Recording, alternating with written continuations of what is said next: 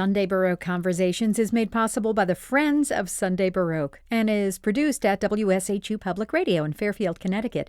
I'm Suzanne Bona. Thank you for listening. Don't miss an episode of Sunday Baroque Conversations. Subscribe on Apple or wherever you get your podcasts. And please leave us a review. If you want to find out where you can listen to our weekly show, visit our website, sundaybaroque.org, for a station list and our 24/7 stream. Again, that's sundaybaroque.org.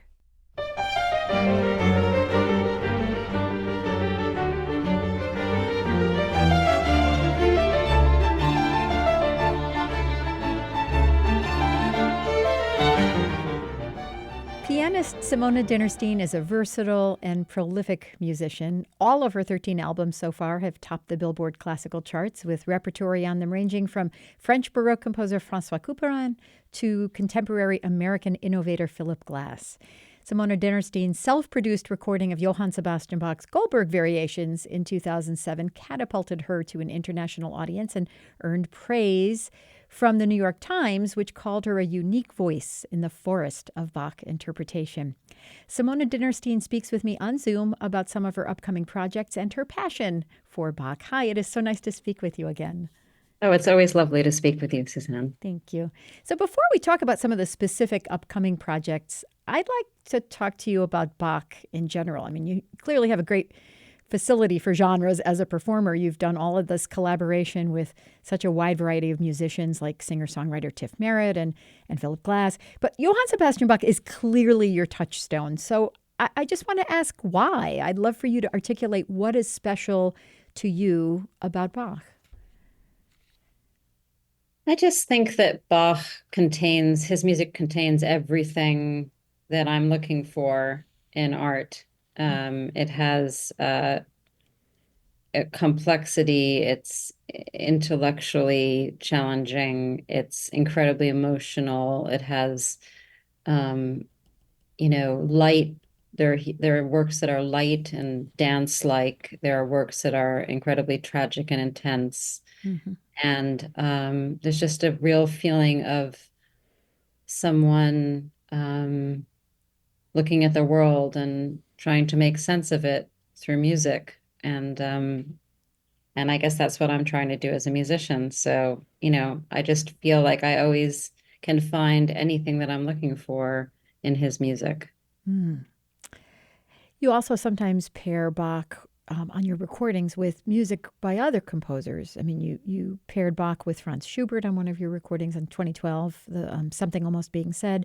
And then in 2021, the album American Mosaic with contemporary American composer Richard Danielpour also has 3 of his Bach transcriptions on it.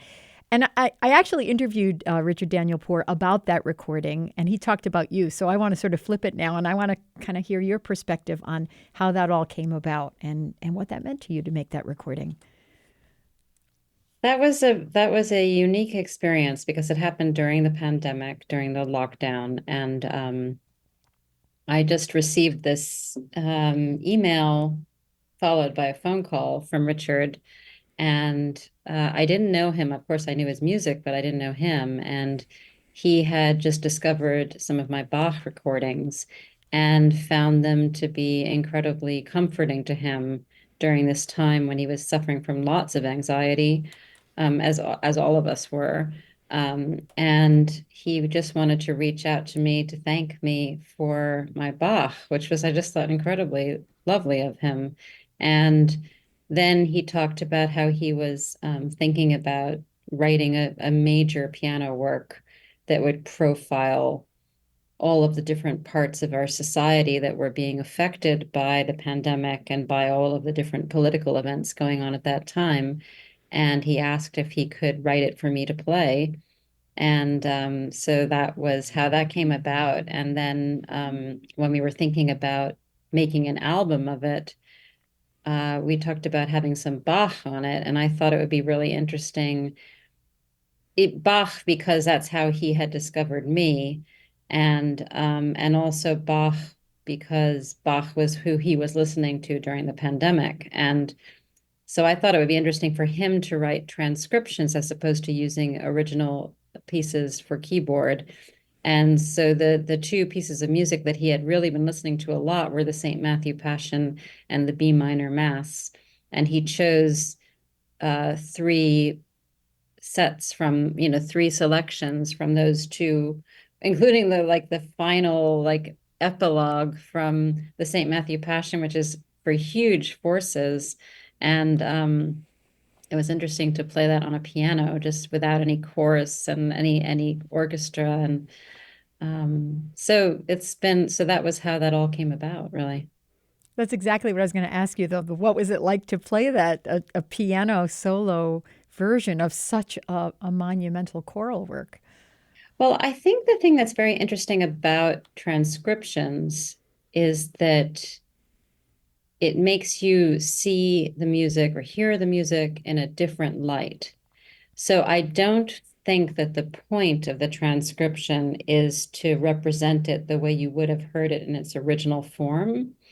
So I really tried to go in the very opposite direction with that one. Instead of making it sound really huge, I wanted to bring out the intimacy of it, which you can't hear if you're listening to, three choirs and two orchestras play.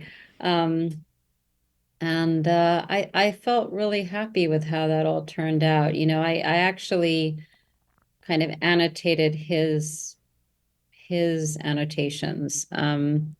Richard had included a lot of his own thoughts about how to play it, and I changed those further, Mhm. which I just think is the prerogative of the performer. But you do sometimes pair Bach with other composers. So just to go back now to the Schubert example, like what, if anything, is the connection or the contrasting aspect that you were motivated to put those two together? Well, that album was called Something Almost Being Said, which I took from a poem by Philip Larkin called The Trees. And I felt that the connection between the Schubert and the Bach was that they were on the verge of speech. In fact, all of the music had a kind of spoken quality, and that it was actually um, saying something quite particular, but without any text. Hmm. And I thought that that was quite interesting because Schubert had written so many songs, and that feeling of song is present in all of his instrumental music. And Bach wrote so much for choir. I mean, he was writing a cantata a week, and so he was constantly working with text. And so for two composers that always were thinking about the human voice and text to write for a piano or for a keyboard, um, it's interesting to see how they could bring that sense of expression and particular expression into a textless work. Yeah. So, one of your upcoming projects, coming up very soon, in fact, is a 3 concert series at Columbia University's Miller Theater. And that explores different facets of Bach's body of work. And it's a 3 concert series, I believe. Um, let's talk about how you chose and curated each of these programs, and starting with the first concert, which is March 28th, 2024. What's being performed? Who are your collaborators? And really, again, what is the connective tissue there with these pieces? So I've been doing this Bach series for the Miller Theater for several years now, and Melissa Smay, who directs the Miller series, is a very, very supportive person. And I had a dream to create my own string ensemble that I could direct from the keyboard. And she supported that. So for these concerts, I use that ensemble, which I've called Baroquelin, being a slight pun on Brooklyn and Baroque because I'm from Brooklyn. And they're the people in the group. It's only about, I think it's 11 people. And they're just the most fabulous musicians and very, very all chamber music musicians and very thoughtful and collaborative. And so it's a wonderful opportunity for me because I'm playing with people that are really attuned to what I'm trying to say. I'm leading them, but they're also contributing quite a bit with their own personalities. Mhm. So the concert on March 28th is with them. And I like programs that vary in texture. So I'm not somebody who kind of likes to catalog works. I wouldn't do a concert that's like all the six Brandenburg concertos. Like that just seems like a bit much to me as a Mhm. listener and as well as a performer. Um, so I wanted to change it from larger groups to small groups.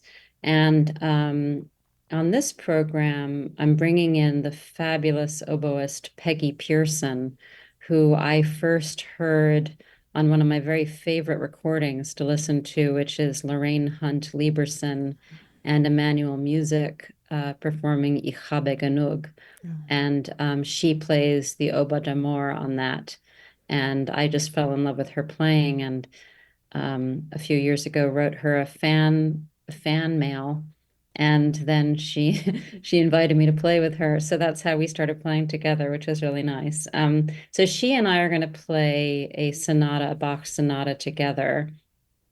And then we're doing Brandenburg's sixth on that program, which is that fabulous one that has no violins in it. And I've just loved that piece since I first heard it when I was taking literature and music in Juilliard as an undergrad, and they introduced this piece to me, and I just fell in love with it, and I've loved it ever since. And I'm doing a kind of unusual version of it, which is with four violas, a cello, a bass, and myself playing piano. And normally on modern instruments, they do two violas and two or three cellos, actually. And so it's a little bit different because it's going to be quite viola heavy, which I am very excited about. Um, and I commissioned the fabulous composer Philip Lasser to write a continuo part for me. And we had lots of discussions about the kind of thing I had in mind. And I'm so thrilled with what he's written. It's going to be really different. It's kind of a modern take on continuo. It's really Hmm. basically his compositional style Oh, uh, in the texture of the rest of the music. wow. So that's the first half. And then the second half is a beautiful sonata for violin and piano, which I'll be playing the C minor sonata with Rebecca Fisher, who is the concertmaster of Baroque and a dear friend of mine. And then we're going to end with the Cantata 170, which is with mezzo soprano. It's one of the solo cantatas, and we're bringing in Jennifer Johnson Cano for that.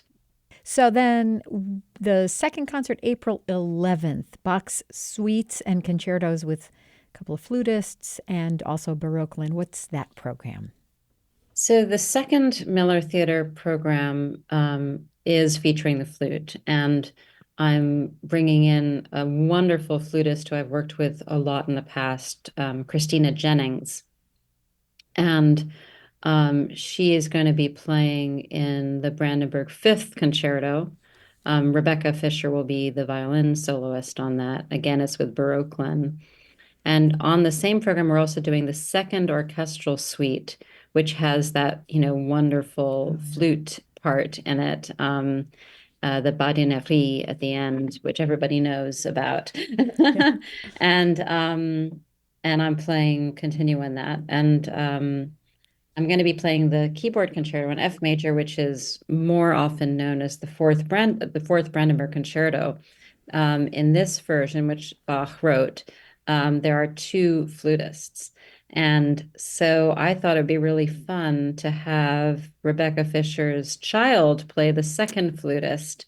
Oh, Ilaria Hawley is a fabulous flutist and a great composer, and they're only 15 years old. Um, So, and they study with Christina Jennings over the summertime, so there's a history there. So it'll be really fun to have Ilaria playing in the group. Wow. And then we're going to end with the third orchestral suite. And I commissioned Philip Lasser to write, again, very interesting continuo parts for me, an incredible version of the air on the G string, which he has made into this kind of improvisation, which is just absolutely gorgeous. So I can't wait to do that. Mm. And then you round out the series on April 25th with the Simone Dinnerstein show. Are Yeah, you going this to is do this April's by Are you going to do this by memory? No, I Okay. don't. I really actually almost never play by memory anymore. Yeah. But I saw you do Goldberg variations though by memory. Yes, I used to play Goldberg by memory, but now I don't. Okay. I love the iPad. It has changed my life. So I use the iPad for everything. Hmm. So this last concert at the Miller is a recital, just piano. And I'm particularly excited about this program. It's my first time performing this particular recital program. And I've been experimenting in the past few years with programming um, recitals where in each half I play the works without any pause between the works. Mm. So there's no clapping. It's like a kind of seamless transition from one piece to the other, which I feel creates a more thoughtful and interesting connection between the music. So the first half of this program is going to be Philip Lasser's 12 Variations on a Bach Chorale, which is a work that I performed a lot, but quite a number of years ago. I think the last time I performed it was maybe in 2010. And then I'm going to go from that into Rameau's Gavotte and Six Doubles, which is gorgeous and will be very interesting next to Philip's piece. And then the second half is going to be Bach's 15 Sinfonias, which I recorded, but I have never performed. And I love these pieces, and they're very rarely performed. And I don't know why, because they're just incredibly gorgeous and odd, and just this kind of little microcosm of all of Bach's writing. And everyone is a tiny, 2-minute masterpiece. Mhm. And then I'm going to transition from that into Keith Jarrett's Encore from Tokyo, which is an improvisation that he did in a concert. And luckily for me, there was a German pianist who transcribed it off of the recording. And I received permission from Keith Jarrett's manager to perform this piece, and I can even record it. I'm hoping I will be able to record it. I'm very excited about it. Wow. So what does your future hold, particularly with Bach? What have you still not done that you want to do with Bach?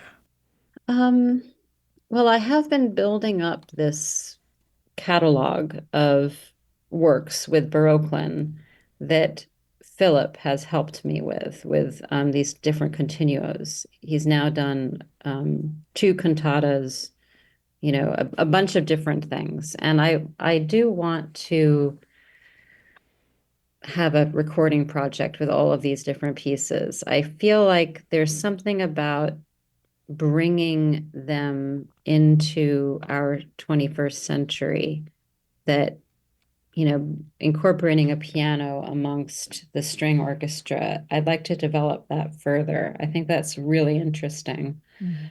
Um, of course, there's a lot of Bach that I haven't played yet, and frankly, my big dream, which I almost feel frightened to even talk about, but I really want to do it, but it's going to take a lot of work, is I would like to conduct the B minor mass. So Wow. that's my ultimate goal. But I have a ways to go before I'm ready to do that. And a lot more Bach to learn on the piano. Oh, I can't wait for that. I have been speaking on Zoom with pianist Simone Dinnerstein about Bach and beyond. Thank you so much. It's always such a pleasure to speak with you. Thank you. It was great talking with you.